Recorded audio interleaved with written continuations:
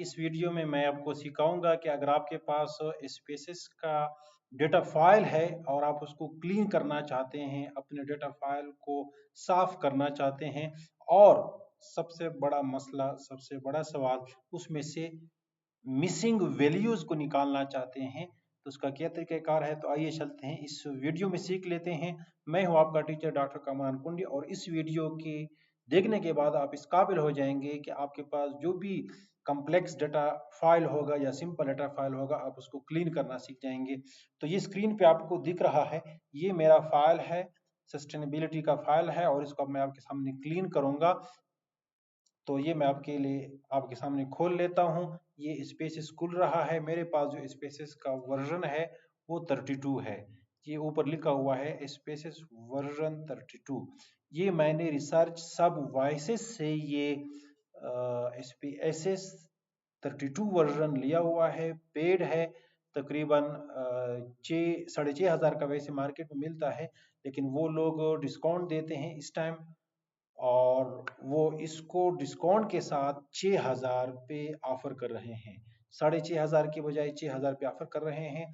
एक बात जो कि डिस्क्लेमर है, ये वीडियो स्पॉन्सर्ड वीडियो नहीं है। सिर्फ मैंने रिसर्च सर्विसेज का नाम इसलिए जिक्र किया है कि वो एक रिलायबल इदारा है और वो इन सॉफ्टवेयर्स को बड़े अच्छे डिस्काउंट पे दे रहा है। Thank you so much. अब चलते हैं, ये आपका डेटा फाइल है स्पेसेस का जो आपको नजर आ रहा है। इसमें बिल्कुल लेफ्ट बॉटम पे आपको सबसे पहले वेरिएबल व्यू नजर आता है, फिर डेटा व्यू नजर आता है, फिर ओवरव्यू नजर आता है। जो 32 से नीचे वर्जन है उसमें आपको वेरिएबल व्यू और डेटा व्यू नजर आता है, लेकिन ये ओवरव्यू आपको नजर नहीं आता। तो इस वजह से अगर आप सबसे अपडेटेड वर्जन लेंगे तो आपको ये ओवरव्यू भी नजर आएगा। लेकिन परेशान होने की जरूरत नहीं है, अगर आपके पास प्रीवियस वर्जन भी है तो भी काम चल जाएगा। तो अब हम डेटा को क्लीन करने के लिए हम सबसे पहले वेरिएबल व्यू के देखेंगे। वेरिएबल व्यू के अंदर आपने ये देखना है कि ये आपके नाम वाला कॉलम है जिसके ऊपर नेम लिखा हुआ है। इसमें आपके सबसे पहले डेमोग्राफिक वेरिएबल्स होते हैं और ये देखिए 1 to 7 मेरे डेमोग्राफिक वेरिएबल्स हैं और फिर 8, ये जहाँ पे 8वां नंबर है, तो 8 से मेरे रिसर्च वेरिएबल या स्टडी वेरिएबल शुरू हो गए हैं। तो ये मेरा पहला फैक्टर है, इसके 5 आइटम्स हैं। दूसरे फैक्टर की भी 5 आइटम्स हैं, तीसरे फैक्टर की भी 5 आइटम्स हैं और चौथे फैक्टर की भी 5 आइटम्स हैं। अब इस इस वेरिएबल व्यू के अंदर पहला कॉलम देखने के बाद आपने दूसरा कॉलम टाइप वाला देखना है और टाइप वाले कॉलम को जरा तवज्जो करें please students, scholars, researchers. Type वाले कॉलम को जरा तवज्जो से देखें। टाइप वाला कॉलम लाजमी आपका न्यूमेरिक आना चाहिए। ये देखें, मेरा सारा न्यूमेरिक आ रहा है, तो इसका मतलब है कि मेरा डेटा ओके है, मेरे डेटा में कोई मसला नहीं है। अगर न्यूमेरिक के अलावा यहाँ पे आपका कोई फॉर एग्जांपल कॉमा नजर आता है या डॉट या साइंटिफिक नोटेशन या डेयर या इस तरह अगर स्ट्रिंग नजर आता है, बाज़ औक़ात ये स्ट्रिंग नजर आता है, तो आप एनालिसिस रन नहीं कर सकते। दोबारा सुने बड़े तवज्जो के साथ। ये टाइप में आपका डेटा लाजमी न्यूमेरिक आना चाहिए। अगर न्यूमेरिक के अलावा ये स्ट्रिंग या कॉमा या डॉट आता है तो आप एनालिसिस रन नहीं कर सकते। तो डेटा को क्लीन करने के लिए सबसे पहले आपने टाइप में देखना है कि वो न्यूमेरिक है या नहीं है। विड्थ वाले कॉलम को छोड़ दें, आप डेसिमल को भी छोड़ दें। ये जो लेबल वाला कॉलम है इसके अंदर लेबल कर सकते हैं।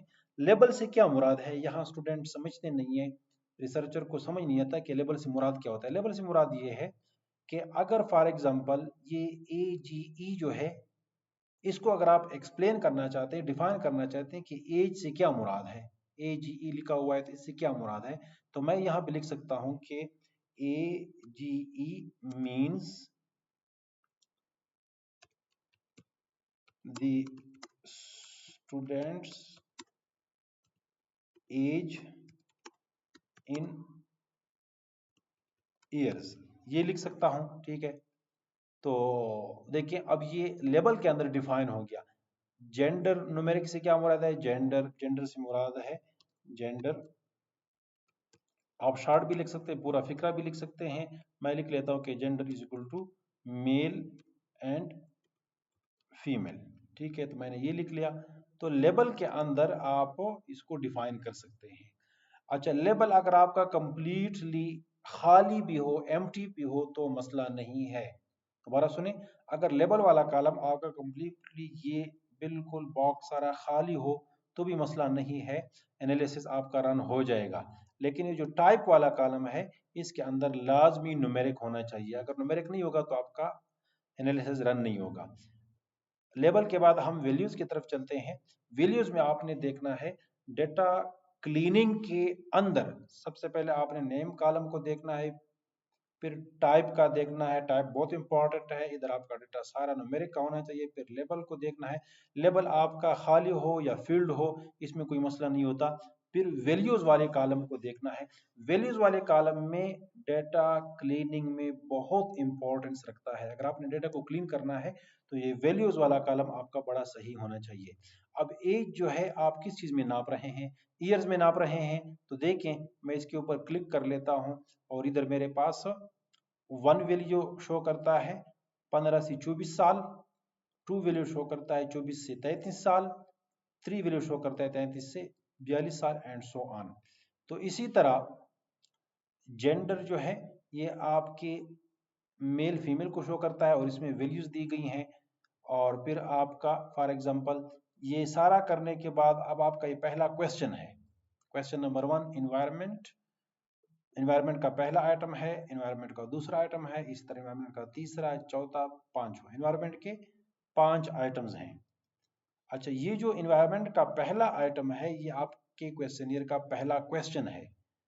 तो देखें नेम के अंदर यहाँ पे इन्वायरमेंट 1 यानी ये क्वेश्चन, टाइप के अंदर ये न्यूमेरिक, और लेबल के अंदर ये पूरा सेंटेंस है, फिक्रा है। और इन्वायरमेंट 1 का मतलब है when people interfere with the environment they often produce disastrous consequences. और वैल्यूज के अंदर आपने देखना है, डेटा क्लीनिंग के लिए आपने देखना है कि आपने इसको कौन सी वैल्यूज दी हुई है।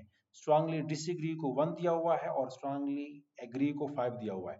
तो हम चेक करते हैं कि क्या ऐसा ही आपने किया हुआ है। तो हम चेक करते हैं, और जब हमने चेक किया तो स्ट्रांगली डिसएग्री को 1 दिया हुआ है और स्ट्रांगली एग्री को 5 दिया हुआ है।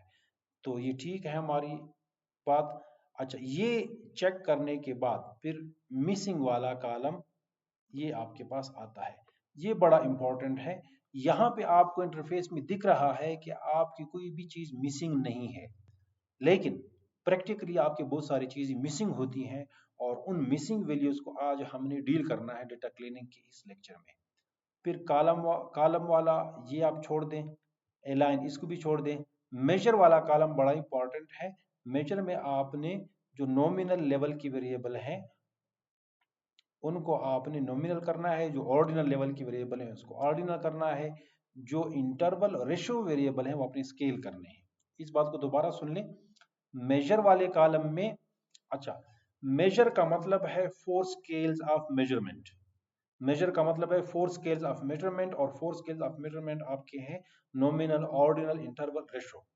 4 स्केल्स ऑफ मेजरमेंट में मेरी ऑलरेडी एक वीडियो पड़ी हुई है यूट्यूब पे, वो आप सर्च कर लें और देख लें। मेजर का मतलब है 4 स्केल्स ऑफ मेजरमेंट, जो कि नॉमिनल है, ऑर्डिनल है, इंटरवल है, रेशो है। अब जो वेरिएबल आपका नॉमिनल लेवल का होगा तो आपने उसको नॉमिनल कर देना है। फॉर एग्जांपल अगर हमारा ये वेरिएबल नॉमिनल लेवल का है जो कि जेंडर है, जेंडर हमारा नॉमिनल लेवल का है तो इसको हम नॉमिनल कर देते हैं।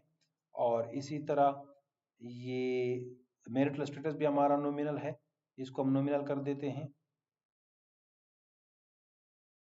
ये नॉमिनल हो गया। एज, ये फर्स्ट एज है, ये हमारा स्केल है, ये मैं बाद में आपको समझा देता हूँ। अच्छा, फिर हमारा एरिया ऑफ रेजिडेंस है, यानी रूरल अर्बन एरिया, ये भी हमारा नॉमिनल है, इसको नॉमिनल कर देता हूँ। और फिर ये हमारे मेजर सब्जेक्ट्स हैं, ये भी हमारा नॉमिनल है। तो देखें ये डेटा आपका क्लीन हो रहा है। आप मेजर को बता रहे हैं कि जो नॉमिनल है उसको नॉमिनल करना है, जो ऑर्डिनल है उसको ऑर्डिनल कर देना है। और ये आपके BS MPhil PhD, इसको आप किसी तरीके से ऑर्डिनल भी कह सकते हैं, ठीक है, क्योंकि ये ऑर्डर में है, एक खास रैंकिंग में है। पहले BS की स्टडी होती है, फिर एमफिल की स्टडी होती है और फिर पीजी की स्टडी होती है। तो इसको मैंने ऑर्डिनल कर दिया है क्योंकि ये नेचुरल ऑर्डर में मौजूद है। और सेमेस्टर, आप कौन से सेमेस्टर में स्टडी कर रहे हैं, इसको आप नॉमिनल भी कर सकते हैं और इसको आप स्केल भी कर सकते हैं। मैं नॉमिनल कर देता हूं। इसके बाद अब आपका पहला क्वेश्चन है ये। अच्छा, यहां समझने के बाद नॉमिनल को नॉमिनल कर लिया, ऑर्डिनल को ऑर्डिनल कर दिया। अब सवाल है कि इंटरवल और रेशियो को क्या करना है। इंटरवल और रेशियो को क्या करना है, यहाँ पे थोड़ा सा कंफ्यूजन है, इस कंफ्यूजन को मैं दूर कर देता हूं। स्केल्स आपके 4 हैं, नॉमिनल, ऑर्डिनल, इंटरवल और रेशियो, लेकिन स्पेसिस का सॉफ्टवेयर आपको 3 दिखाता है। नॉमिनल नॉमिनल के लिए दिखाता है, ऑर्डिनल ऑर्डिनल के लिए दिखाता है, और स्केल जो है ये आपको इंटरवल, रेशो दोनों के लिए दिखाता है। स्केल आपको इंटरवल और रेशो दोनों के लिए दिखाता है। तो मेजरमेंट ऑफ स्केल आपके 4 हो गए, लेकिन SPSS आपको 3 दिखाता है। नॉमिनल को अलग से दिखाता है, ऑर्डिनल को अलग से दिखाता है, इंटरवल और रेशो को कंबाइन करके मिलाकर स्केल दिखाता है। तो हमारे जितने भी क्वेश्चनियर के स्टेटमेंट्स होते हैं या आइटम्स होते हैं, वो हमारे इंटरवल या रेशो लेवल के होते हैं। तो इंटरवल और रेशो लेवल को स्केल दिखाया जाता है। तो इस वजह से मैंने ये सारे जितने भी क्वेश्चंस हैं ये सारे स्केल किए हुए हैं, आप देख रहे हैं। तो यहां तक आपका डेटा ये क्लीन हो रहा है, ठीक है। ये यहां तक आपका डेटा क्लीन हो गया, वेरिएबल व्यू आपका क्लीन हो गया। अब हम चलते हैं डेटा व्यू की तरफ। डेटा व्यू को कैसे क्लीन करना है। अब डेटा व्यू के अंदर आपने सबसे पहले ये देखना है, ये आपका पहला क्वेश्चन ईयर है, ये आपका दूसरा क्वेश्चन ईयर है, ये तीसरा। तो आपने देखना है कि आपके पास टोटल कितने क्वेश्चन ईयर हैं, कितने लोगों से आपने डेटा कोलेक्ट किया हुआ है। तो देखिए मैं लास्ट वाला आपको दिखाता हूं तो आपको पता चल जाएगा कि मैंने कितने लोगों से डेटा लिया हुआ है। ये आपको दिख रहा है, ठीक है।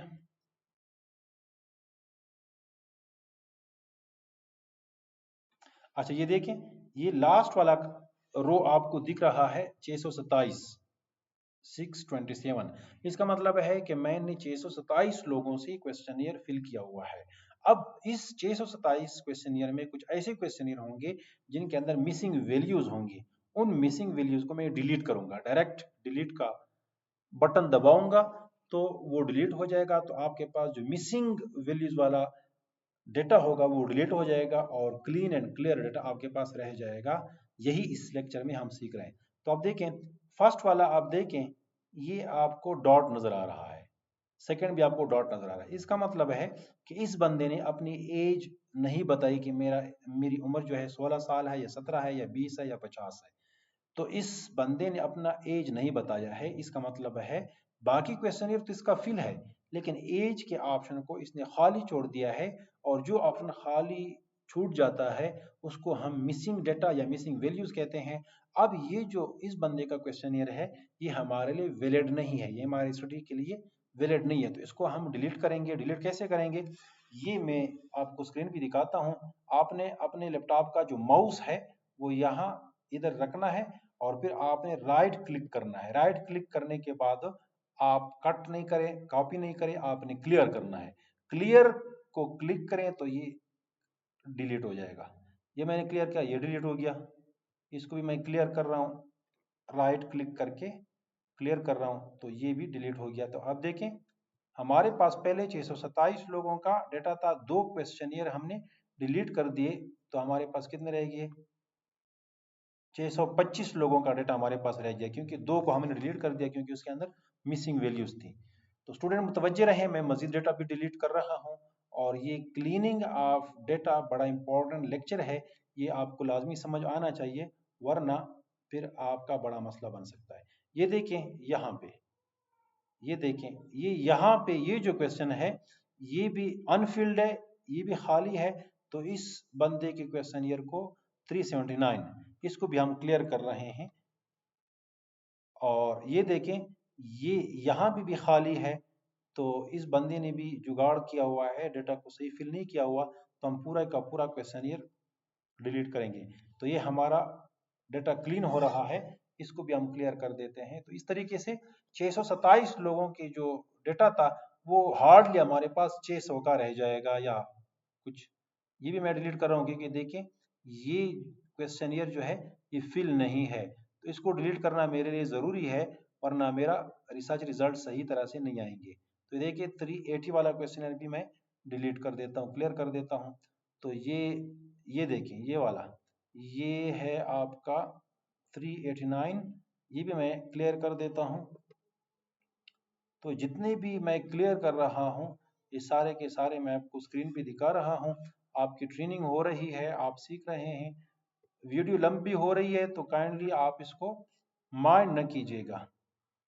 तो वैसे भी स्टूडेंट कहते हैं कि सर आपके लेक्चर काफ़ी लंबे होते हैं, तो वो इस वजह से लंबे होते हैं कि मैं पूरा प्रोसेस आपको दिखाता हूँ। तो देखिए ये सारा मैं आपके सामने क्लियर कर रहा हूँ। अच्छा ये अब देखें,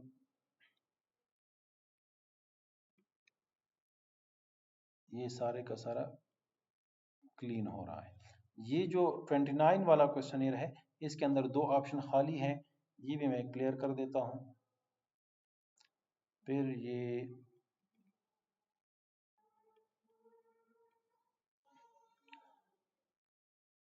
ये जो 35 वाला है ये भी मैं क्लियर कर देता हूँ क्योंकि इसमें भी ऑप्शन खाली है।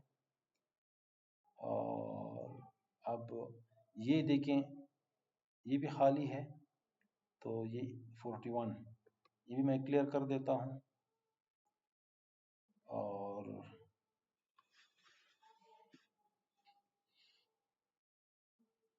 तो स्टूडेंट ये होगी आपका लेक्चर। इन सब चीज़ों को क्लियर करने के बाद आप देख लेना कि आपके जो क्वेश्चनियर हैं उसमें से कम 15 से 20 क्वेश्चनियर डिलीट हो जाएंगे। यहीं पे आपका लेक्चर ख़त्म हो जाता है। Thank you so much. मज़ीद लेक्चर्स देखने के लिए कमेंट कीजिएगा कि आपको कौन से लेक्चर की ज़रूरत है। Thank you so much. मैं हूँ आपका टीचर डॉक्टर कमरान कुंडी।